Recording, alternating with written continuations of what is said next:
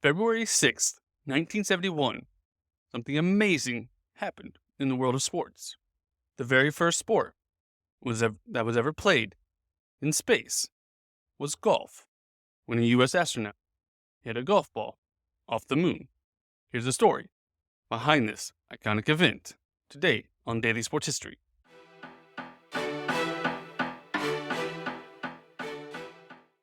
Welcome to Daily Sports History. I'm Ethan Reese, your guide to a rapid deep dive into sports history every day.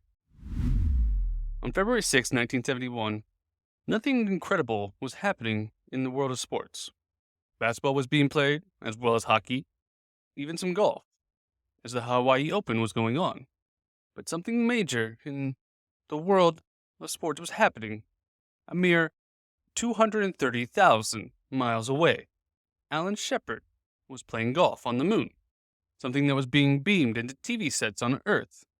As Apollo 14, the third lunar surface landing, was showing off his driving skills. Shepard was an avid golfer who had worked with a pro at his local country club in Texas to build a modified club that could work in space. The result of the creation was a Wilson staff and Dana-powered 6-iron head was tucked away in Shepard's spacesuit for launch, and he had hidden a few balls in his sock. None of this was part of NASA's inventory.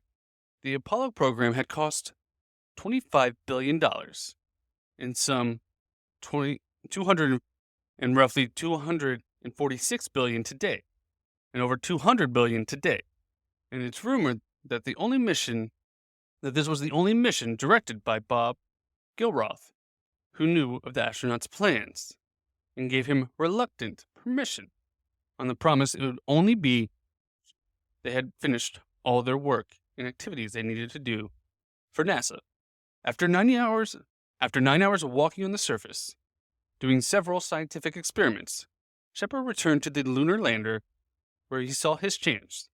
He attached a modified club to the head of a tool designed for scooping lunar rocks. The commander prepared to take on one of the universe's biggest bunkers one-handed, even saying, "Houston, you might recognize what I have in my hand as a genuine 6-iron on the bottom of it. I have a genuine 6-iron in my left hand, a white pellet, familiar to millions of Americans. Unfortunately, my suit is so stiff, I'm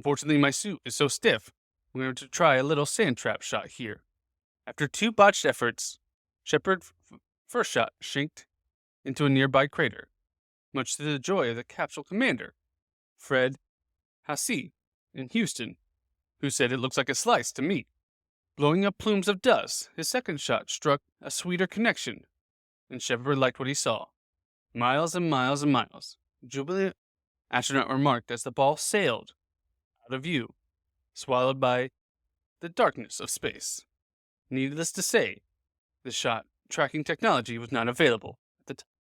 But many on Earth had missed what was going on for the Apollo 14 mission, as this was the third time, and many had thought, we have already been there and done that.